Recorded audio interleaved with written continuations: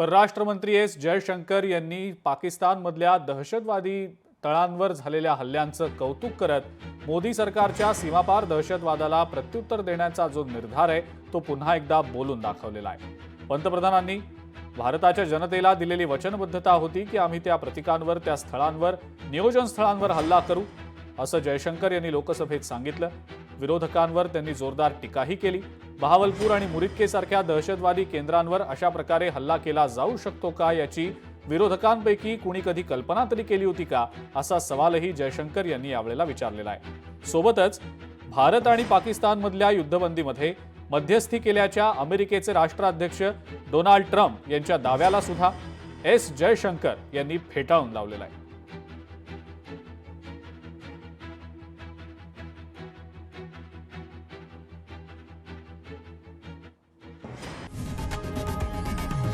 लोकशाही मराठी ऐका, पहा, जागरूक रहा।